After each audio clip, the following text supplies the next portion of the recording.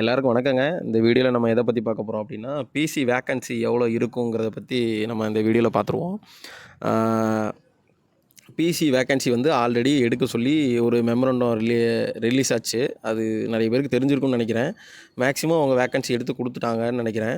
அது கிட்டத்தட்ட எனக்கு வந்த தகவல் படி என்ன அப்படின்னா, ஒரு 3000 சில்லற இருக்கிற மாதிரி தான் சொல்கிறாங்க. மேபி இன்க்ரீஸ் ஆகலாம், இல்லை குறையலாம். ஏன்னா இவங்க இதுக்கு அடுத்துட்டு இந்த பிசி போக அடுத்த பிசி எடுக்கிறாங்கங்கிற மாதிரியும் ஒரு தகவல் வருது. அது வந்து இந்த இப்போ வரக்கூடிய அப்கமிங் பிசி நோட்டிஃபிகேஷனை பொறுத்து அடுத்த கால்ஃபர் இருக்குமா இல்லையாங்கிறது நம்மளுக்கு தெரிஞ்சிடும். பிசி வந்து சீக்கிரம் நோட்டிஃபிகேஷன் வந்துடும். எப்போ வருங்கிறது பார்த்தீங்க அப்படின்னா, இன்னும் ஒரு இந்த எஸ்ஐ எக்ஸாம் நோட்டிஃபிகேஷன் போட்டு அதுலேருந்து ஒரு 2 to 2.5 மாதத்தில் அந்த எஸ்ஐ எக்ஸாமோட எக்ஸாம் நடக்குதுல்ல, எக்ஸாம் நடக்கிறதுக்கு கொஞ்ச நாள் முன்னுக்கூட்டி உங்களுக்கு ஒரு அப்டேட் வந்துடும். எப்போ பிசி நோட்டிஃபிகேஷனு இல்லை நோட்டிஃபிகேஷனே வந்துடும். எஸ்ஐ எக்ஸாம் நோட்டிஃபிகேஷன் போட்டு ஒரு 1.5-2 மாதத்துக்குள்ளே உங்களுக்கு எப்போ வந்து பிசி நோட்டிஃபிகேஷன் வருது வெப்சைட்டில் வந்து உங்களுக்கு அப்டேட் பண்ணிடுவாங்க. அதுலேருந்து கொஞ்ச நாளில் உங்களுக்கு நோட்டிஃபிகேஷன் இருக்கிற மாதிரி தான் இருக்கும். கிட்டத்தட்ட ஒரு ஆகஸ்ட்டு செப்டம்பர் அந்த ரேஞ்சுக்குள்ளே கூட நம்ம எதிர்பார்க்கலாம். அதுலேருந்து நவம்பர் டிசம்பரில் ஆஸ்யூஷுவல் போன தடவை நடந்த மாதிரியே கிட்டத்தட்ட அந்த 2-3 மாதத்துக்குள்ளே எக்ஸாம் வந்து முடிக்கிற மாதிரி தான் அவங்க பிளான் பண்ணுவாங்க. எல்லோரும் ரெடியாக இருப்பீங்கன்னு நினைக்கிறேன். எல்லோரும் என்ன நினைக்கிறீங்கன்னு எனக்கு நல்லாவே தெரியுது.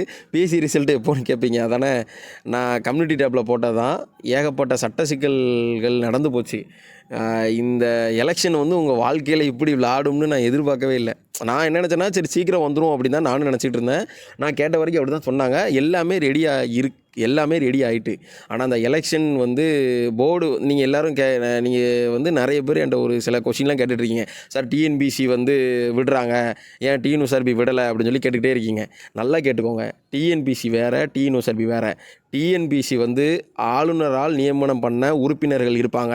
டிஎன்யூஎஸ்ஆர்பி அப்படி கிடையவே கிடையாது. டிஎன்பிசி வேறு, டிஎன்யூஎஸ்ஆர்பி வேறு. அது நல்லா தெரிஞ்சுக்கோங்க முதல்ல. அந்த போர்டு பாடி வேறு, இந்த போர்டு பாடி வேறு. நல்லா பார்த்துக்கோங்க, சரிங்களா? இது புரியாமல் நிறைய பேர் ஏன்ட்ட சண்டை போட்டுட்ருக்கீங்க.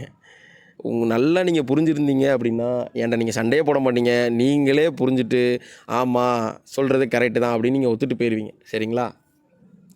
சீக்கிரத்தில் வரும், எப்போ வரும்னு தெரியல. ஆனால் எல்லாமே ரெடியாக தான் இருக்குது. என்ன இன்னும் சில விஷயங்களுக்காக தள்ளி போகுதுன்னு சொல்கிறாங்க, ரிசர்வேஷன் சொல்லிக்கிட்டு இருக்காங்க.